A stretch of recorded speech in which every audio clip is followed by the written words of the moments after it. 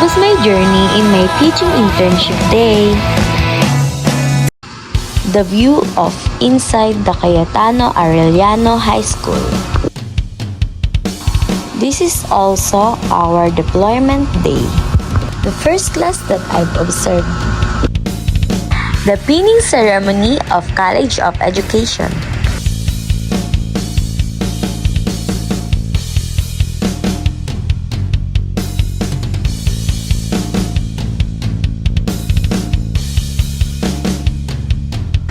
The day when I'm recording the students' activities for the third quarter.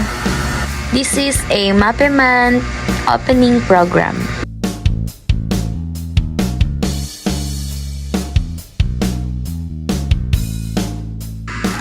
This is some pictures of my class in their festival performance. And I would like you to meet the PUPST's afternoon shift.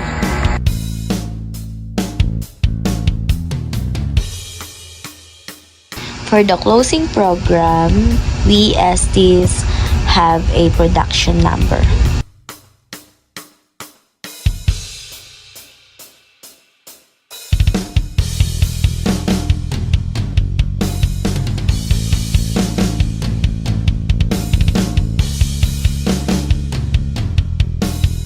This is us before the performance. Back to normal.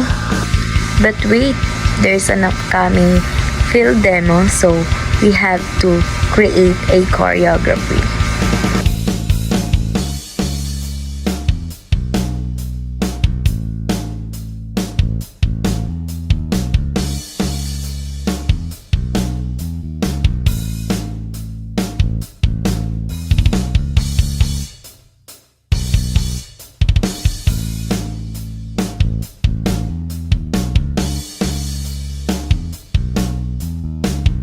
Finally, it's 104 years Foundation Day of Cayetano Arellano High School.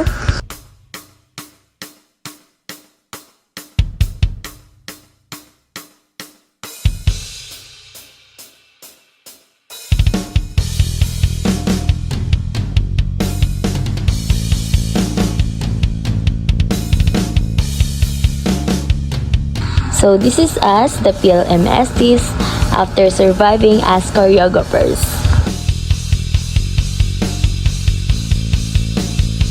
This is me preparing for my final teaching demonstration.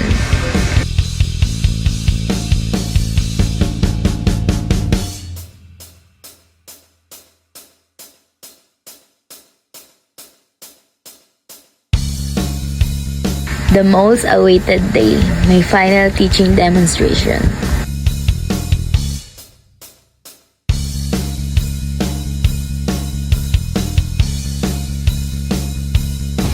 It can be a full day, but it's also a celebration for our successful demonstration. As my time here has come to an end, thank you Cayetano Arellano High School for the good memories and the experiences.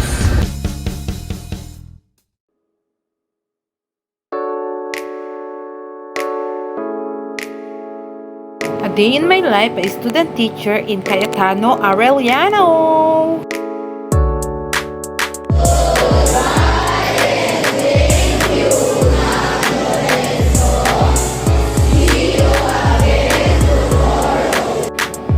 So here, we were having a activity. So you can see here, my students are actively participating in the activity. So, dito naman, nag-conduct ako ng performance task about tarantela dance. Alright! Isa din ang puppetry shadow play sa pinagawa ko sa mga students. Okay, now, my students are having or taking periodic exam. Class, bawal mangopya ha! Ito nga nga pala yung mga students ko na hindi pumasok during exam. So, ito ko ngayon, kailangan ko silang bantayan. Alright. Hindi naman sa pagmamayabang, pero ito nga pala yung mga estudyante kung hindi nagpasa ng mga activities nila. Kaya sige, gumawa kayo dyan. Now, kumpas naman tayo ng national anthem. Your mom, Karen, is a compasser. Compasser? Oh, baka akala nyo, nagkukumpas lang ako mag-isa doon. Hindi. Ito po yung mga estudyante during flag ceremony. It's MAPI Month!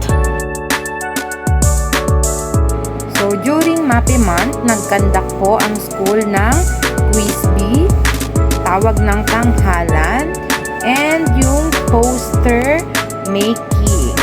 So, ayan. So, ito po yung mga posters na ginawa ng mga students. Diba? It's giving. So, as you can see here, while my students are writing their notes, so, gumagawa ako ng props ng mga dancers namin. Dahil kami po ay sasayaw ng Panagbenga Festival. So, share ko lang, ang time po na yan is 7 PM na. So, overtime na kami sa school.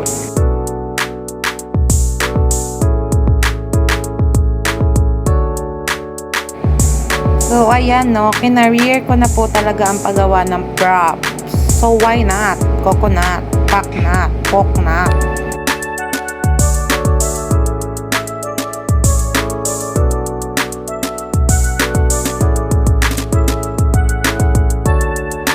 Kami nga po pala ang Cayetano Arellano Dance Troupe.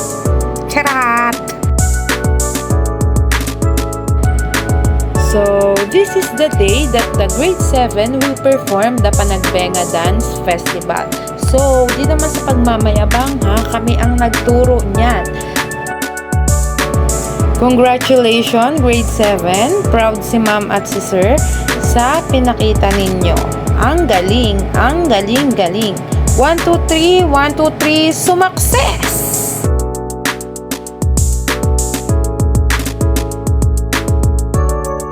Okay, back to reality tayo, ma'am. Check muna ng papers ng students. OT na naman ang mga ma'am at sir. Kaya pa ba today? So, habang nagtuturo nga pala ako sa isang klase ko, biglang nag-ring ng malakas yung bell. So, ayan, sige, magsiyoko kayo dyan. At ito na nga pala ang pinakainaantay ko sa lahat, no? Ang aking final demo. So, in conclusion, 1, 2, 3, sumakses si ma'am. Thank you. At syempre, hindi naman ako papatalo. Kailangan naman may konting ayuda sa aking mga students. O, kuha kayo dito. O, 5-5 lang. Char! Libre lang to. Thank you, grade 7 section I, to make my final demo success. Again, thank you Cayetano Arellano High School for the wonderful experience. Thank you so much and God bless. To my students, no goodbyes but see you around.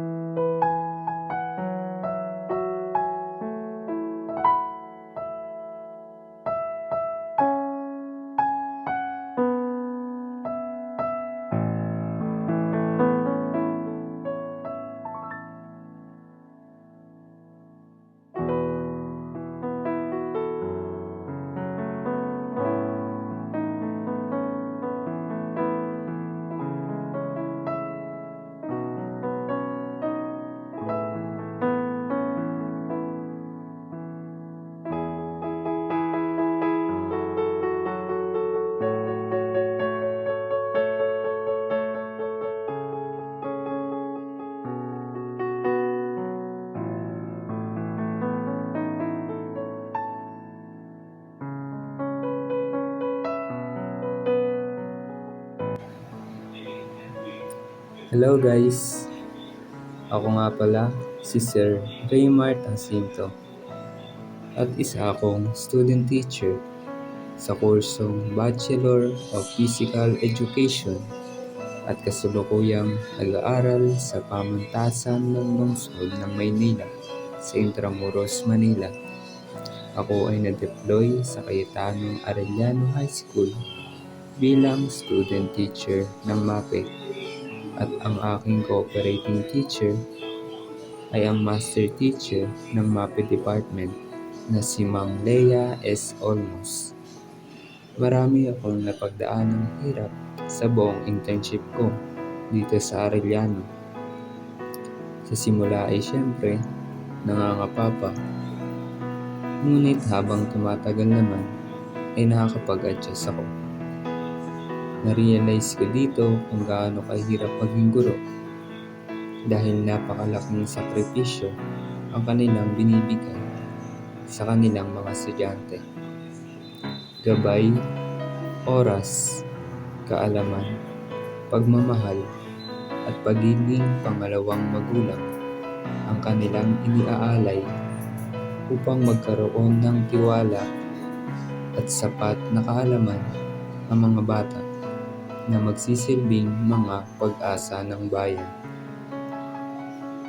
Dito ay natutunan ko rin magpahalaga ng mga taong nakapaligid sa akin dahil sila ang aking naging sandalan sa oras ng pangangailangan. Nakaramdam din ako ng pagmamahal ng mga estudyante at kung papaano nila pinapahalagahan ang lahat ng guro na kanilang nakakasalamuha. Sa maliit na panahon na inilaan ko sa Arellano, ay punong-puno ng alaala ang binaon ko hanggang sa aking paglisan. Minsan masaya, minsan naman malungkot, minsan nakakapagod. Pero pagkaharap mo na ang mga batang sabik na matuto, ay tanging saya lamang ang aking nadarama. Dahil nakikita ko sa kanila ang pag-asa ng bayan na sa susunod na henerasyon ay sila naman ang magbabahagi ng kanilang talento at kaalaman sa bawat batang kanilang makakasalamuha. Thankful ako dahil nagkaroon ako ng ganitong oportunidad na makapagturo sa Arellano High School. At habang buhay na itong dadalhin at ikukwento sa aking pamilya at sa mga susunod pang henerasyon ng mga bata. Hanggang dito na lang.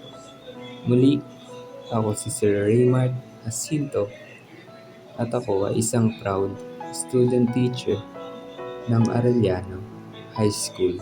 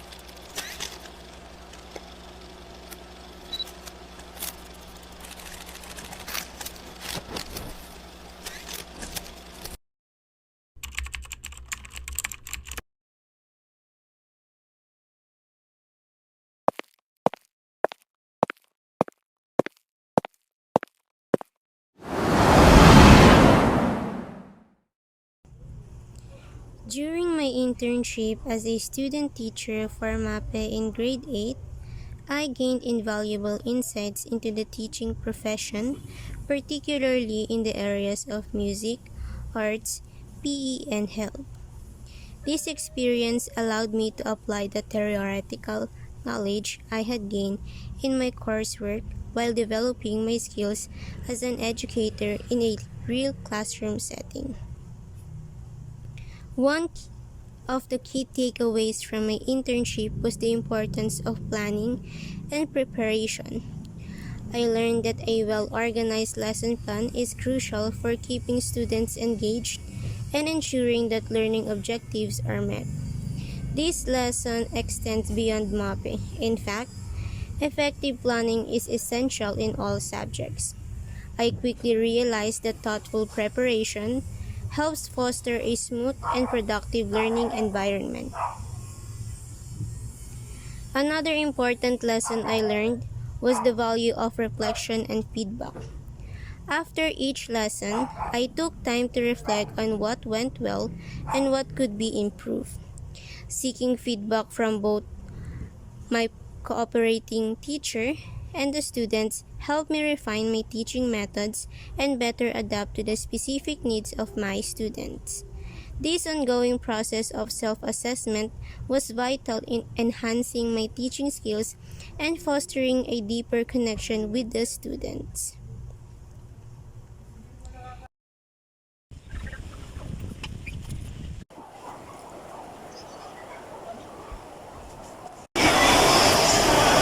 So, hi! Mukha bang okay ako? Hindi ako okay. Hindi ako okay. Pero dapat okay ako.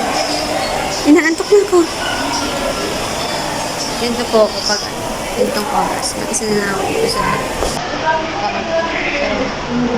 sana wala akong makitang muna.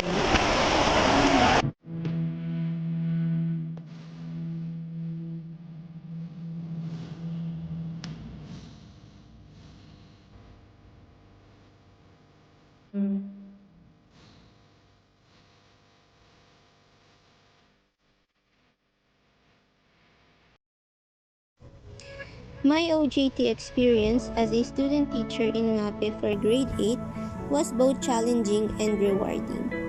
It allowed me to develop essential teaching skills such as lesson planning, classroom management, and student engagement. Most importantly, it reaffirmed my passion for teaching and my desire to continue making a positive impact on students' lives. Montage. Kaya mo yan, ma'am. Kaya mo yan. Kaya mo yan, ma'am. Kaya mo yan. Go with the flow. Hey! Patanggal nga na yan. Bigay na ba? Before mag-start na. Hey! Hey! Treasure! Can I show your treasure? Can you show me the treasure? What's inside? Yung taray.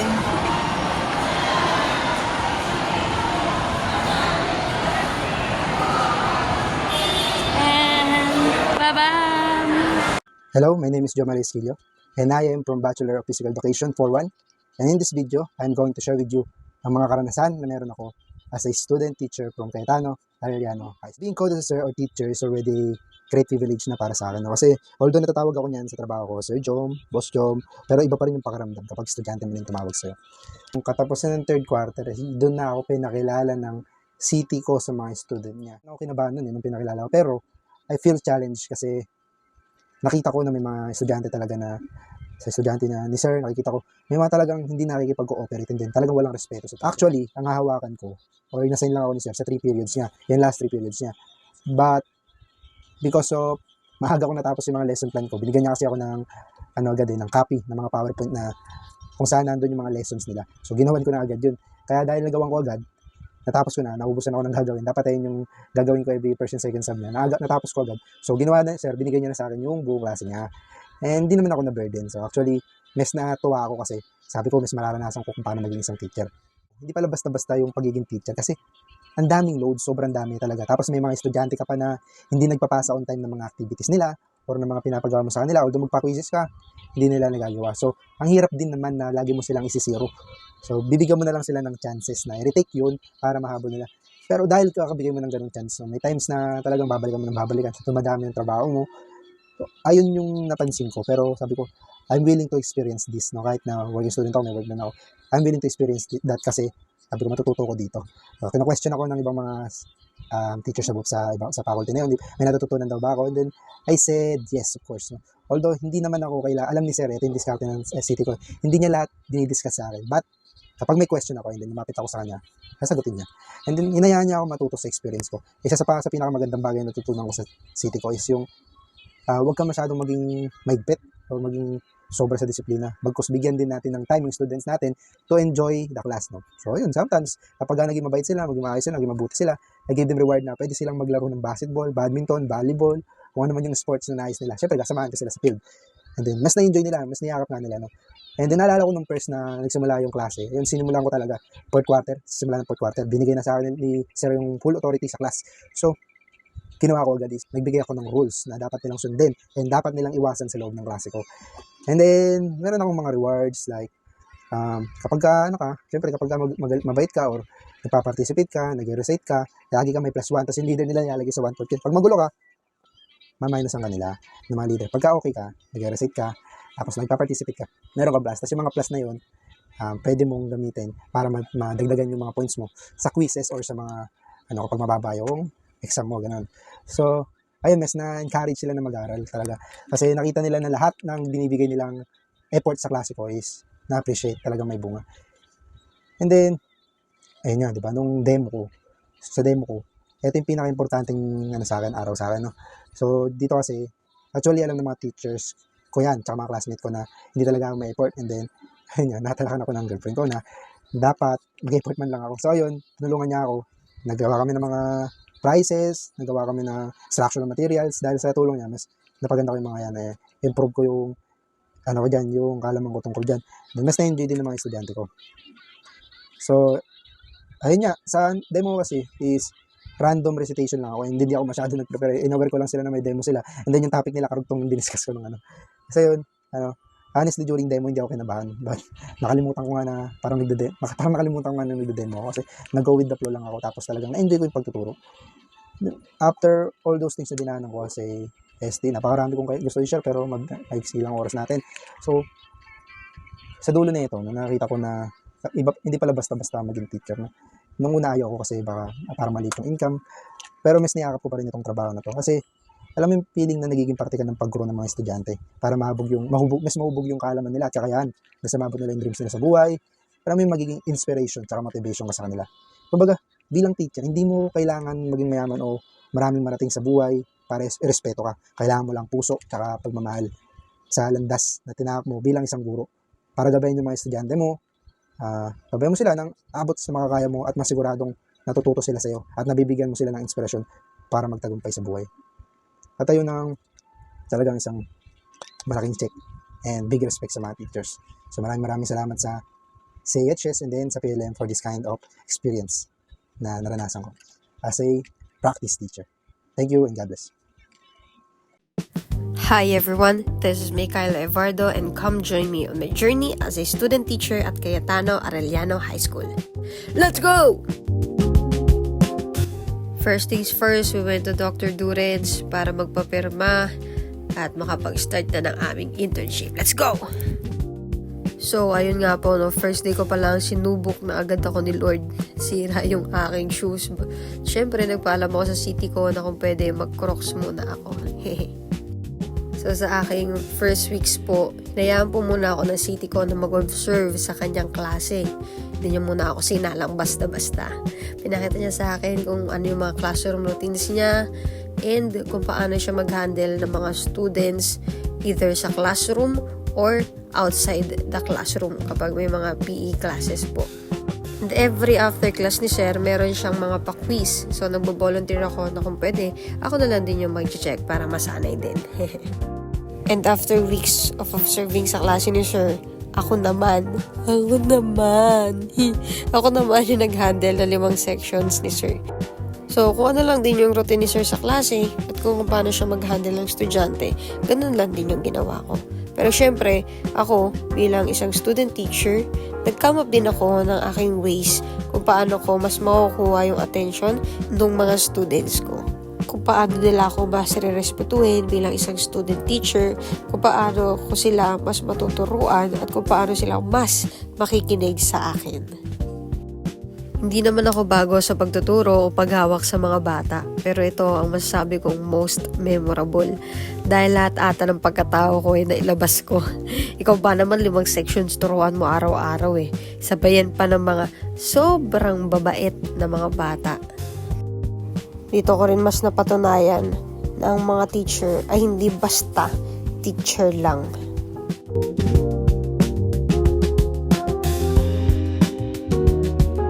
Present ka, hindi ka magsasalita. Tataas mo lang yung kamay mo. Kapag absent, sasabihin nyo sa classmate yung absent, present. Malinaw, malabo. Ulitin ko, kapag present ka, itataas mo lang yung kamay mo. Hindi ka magsasalita. Pag nagsalita ka, absent ka, hindi ka kasi nakikinig. Kapag absent si classmate, sasabihin nyo? Okay.